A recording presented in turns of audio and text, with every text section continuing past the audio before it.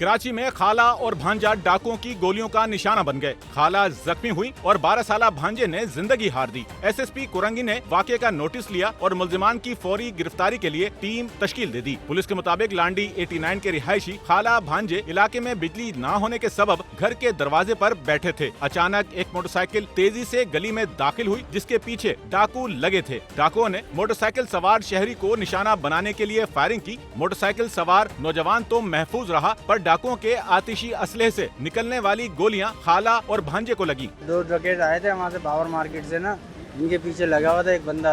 आते आते ना भाई डबल रोड पे घुस गए, इधर से इन्होंने फायर मारा, वो बंदा बच गया तो बच्चे के गोली और लेडीज के गोली लगी है।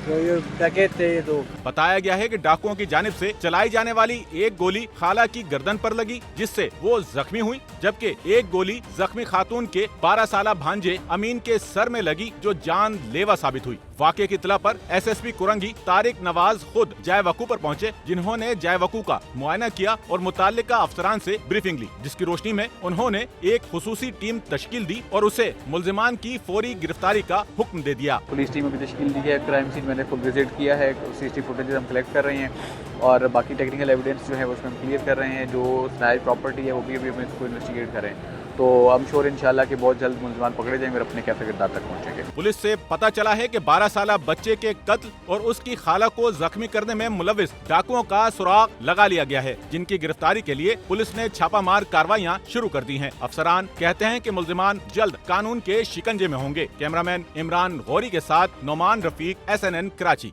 सच्चल न्यूज़ नेटवर्क की वीडियोस में खुशामदीद। नाजरीन, वीडियो से मुतालिक अपनी कीमती राय का इजहार कमेंट बॉक्स में ज़रूर करें और चैनल को सब्सक्राइब करें।